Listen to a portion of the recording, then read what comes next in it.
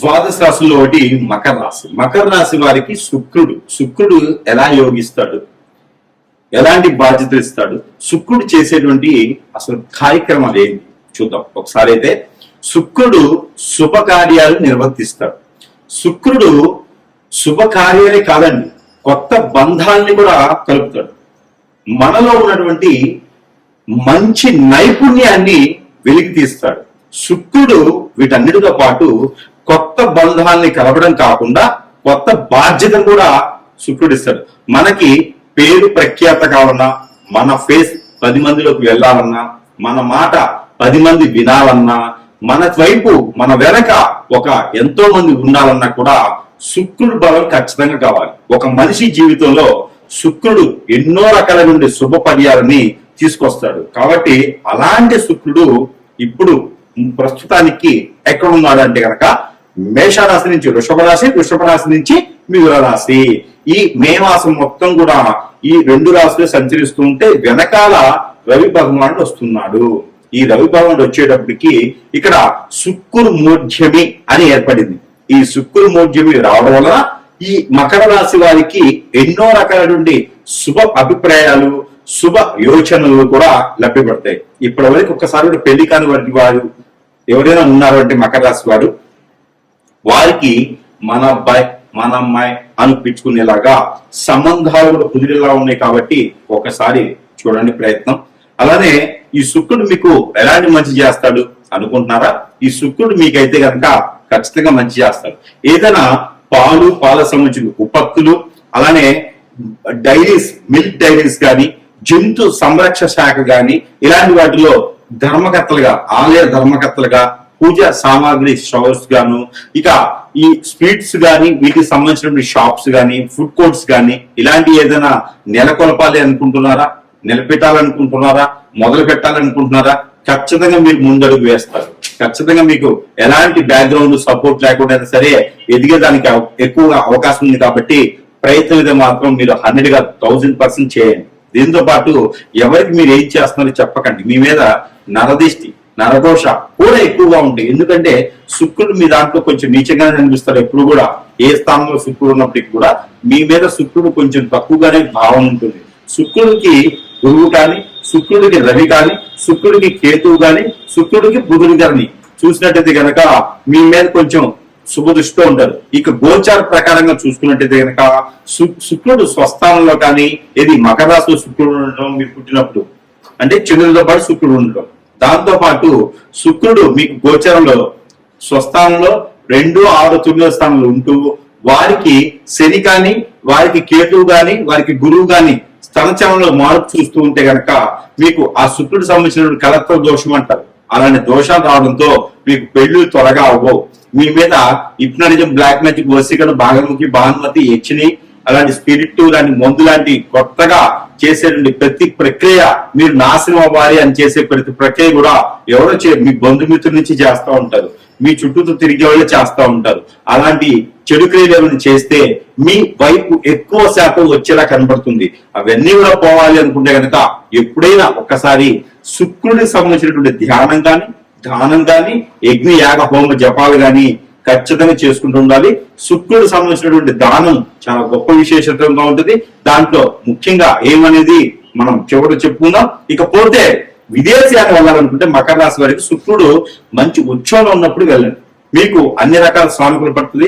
ఏ రంగం ఉంటే ఆ రంగంలో ముందుకు వెళ్తారు. అలానే గవర్నమెంట్, సెంట్రల్ గవర్నమెంట్ జాబ్స్ కావాలనుకున్న వారికి శుక్రుడు మీకు 2, 6, 9 స్థానంలో కనిపించినప్పుడైతే కనుక దానిపైన రవి గాని, బుధుడు గాని యోచన ఉంటే కనుక, వారి యొక్క శుభదృష్టి ఉంటే ఖచ్చితంగా మీరు విదేశానికి వెళ్ళి అక్కడ మీరు సెటిల్ అయ్యేసి అక్కడే స్థిరంగా ఉండేలాగా కనపడుతుంది. ఇప్పుడు మీకు ఈ ప్రెజెంట్ గా ఈ మే మాసంలో అయితే కనుక మీరు ఈ చిన్నపాటి పరిహారం చేసుకొని అదృష్టవంతులు అవ్వచ్చు. ఇక కొత్తగా ఏదైనా వ్యాపారం పెట్టడం మనం అనుకున్నట్టుగా ఈ వ్యాపారాలు పెట్టుకోవచ్చు. ఇక అన్ని రంగాల్లో కూడా బాగానే ఉంటుంది. ఇక గండాలు కనిపిస్తున్నాయండి. అవేంటంటే కనుక మీకు ఏదైనా శుక్రుని యొక్క దశాంతరం నడుస్తున్నాయా అంటే కొంచెం జాగ్రత్తగా ఉండండి.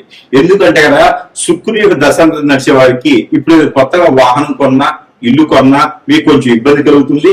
దాంతో పాటు ఆరోగ్య సమస్యలు కొంచెం కనిపిస్తాయి. Back pain, shoulder pain, muscles pain లాంటివి కొన్ని కనిపిస్తుంది. దాని నుంచి ఏదో వేరే డిసీజ్ కూడా బాగా కనిపిస్తుంది. కాబట్టి ఆరోగ్య నిమిత్తంగా కొంచెం ఇబ్బంది లేకుండా ఉండాలి. కాబట్టి కొంచెం జాగ్రత్తగా ఉండండి. ఇప్పుడు వచ్చినటువంటి ఏదైతే డబ్బు ఉందో విచ్చలవిడిగా ఖర్చు పెట్టండి. మాత్రం శుక్రుడు మిమ్మల్ని ఇబ్బంది పెట్టే కనిపిస్తుంది. కాబట్టి చాలా జాగ్రత్తగా ఉంటూ ఇలాంటి చిన్న చిన్న పరిహారాలు చేసుకోండి. అదృష్టవంతులు లేదానికి మాత్రం ఖచ్చితంగా కనబడుతుంది. శుక్రుడికి సంబంధించినటువంటి ఈ రాశి వారు కనుక ఈ చిన్న పరిహారం చేసుకుంటే అదృష్టవంతులు అవుతారు. కొంతమేరైనా ఉపశమనం దొరుకుతుంది. ఆ దాంట్లో ఈ శుక్రుడికి సంబంధించినటువంటి పరిహారాలు ఏముంటాయా? రెనికుల పరిహారాలు ఉంటాయి. అవి ఏంటంటే స్ఫటికమాల ఉంటుంది. ఈ స్ఫటికమాల తీసుకొని, అంటే డైమండ్ మాల తీసుకోలేం కదా, అందుకని స్ఫటికమాల. ఈ స్ఫటికమాల తీసుకొని 1600 సార్లు ప్రతిరోజు కూడా ప్రతినిత్యం కూడా శుక్రుడికి సంబంధించినటువంటి జపం చేసుకోవాలి. మంచం మీద కూర్చొని చేయకూడదండి, పేటేసుకుని కూర్చొని చేసుకోవాలి.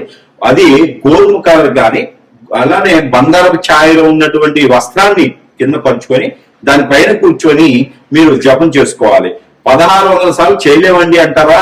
166 సార్లు చేయండి ప్రతినిత్యం కూడా. లేదా 16 మాలలు చేయండి, లేదా 9 మాలలు చేయండి. ఈ 9 మాలలు ఖచ్చితంగా ప్రతిరోజు కూడా చేయాల్సిందే. జపం చేసుకుంటూ ఉండాలి.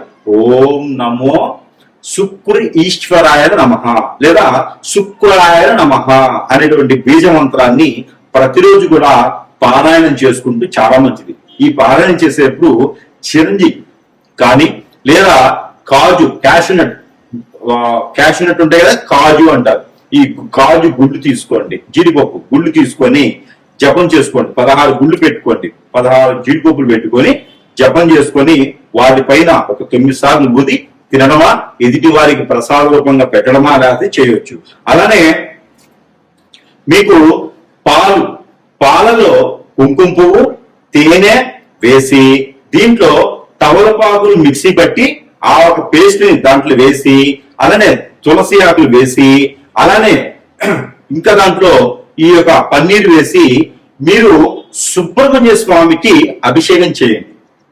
లేదా నవగ్రహాల్లో శుక్ర గ్రహం ఉంటుంది, ఆ శుక్ర గ్రహానికి అభిషేకం చేయండి. ఇంకోటి ఈ పరిహారం తప్పకుండా ప్రతి ఒక్కరు చేయాలి. ఏమిటంటే గనక మీకు నచ్చినటువంటి సెంట్ గాని, అత్తర్ గాని, పర్ఫ్యూమ్ గాని ఉంటాయి.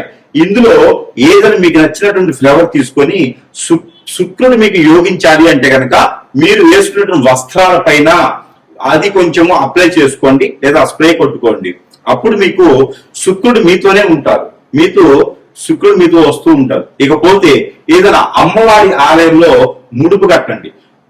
అంటే గోధుమ ఛాయలో ఉన్నటువంటి కలర్తో ఉన్నటువంటి ఏదైనా వస్త్రం తీసుకొని దానిలో జాజికాయలు 2, పసుపు కొమ్ములు 2, అలానే కరక్కాయలు 2, ఒక్కలు 2, తమలపాకులు 2, ఒక 56 రూపాయల డబ్బులు, ఒక కొబ్బరికాయ, అలానే మీకు కుంకుమ పువ్వు కొంచెం 10 గ్రాములు, కుంకుమ, పసుపు, గంధము ఇవన్నీ వేసి ముడుపు కట్టండి.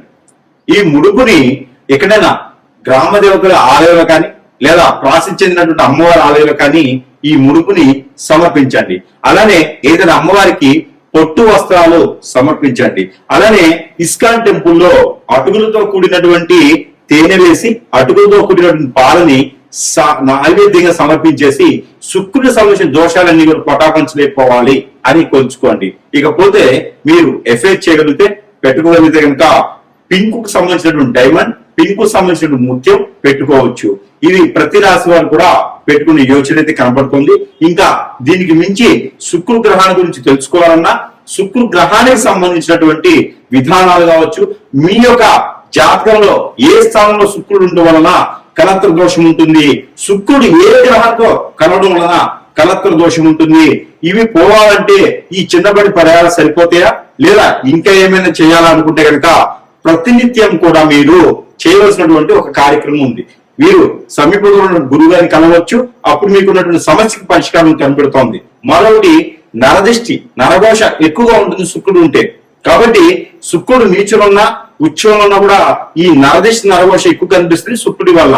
కాబట్టి ఆ శుక్రుడి వల్ల నరదిష్టి నరఘోష పోవాలి అంటే కనుక ప్రతినిత్యం కూడా నిమ్మకాయ లోపల ఉండేటువంటి గింజలు తీసుకోండి ఒక 11, అలానే గురి గింజలు ఏ కాలంలో ఉన్నప్పటికీ పర్లేదు ఒక 6 తీసుకోండి, అలానే జీడి గింజలు ఒక 5 తీసుకోండి. ఇవన్నీ కూడా నల్లని వస్త్రంలో ముడి వేసుకొని తల చుట్టూతో దిష్టి తీసుకొని పడవేయాలి. అదే కనుక ముడుగా కట్టి ఇంటి సింహద్వారాన్ని కట్టుకుంటే కూడా మీ ఇంటికి నరదిష్టి, నరఘోష, శత్రుభయం ఇవే కాకుండా దెయ్యాలు, ఆత్మలు, భూతలు కూడా కాకుండా ఇంకా చేతబడి లాంటివి కూడా మీ ఇంటికి రావు, జరగవు. ఇంట్లో అందరూ కూడా అన్యోన్యతగా ఉంటారు. ఇక ఈ శుక్రుడికి సంబంధించిన గ్రహాలన్నీ కూడా సానుకూలంగా ఉంటాయి. ఇక జాతకంలో శుక్రుడు నీచంలో ఉన్నారంటే కలత్ర దోషం.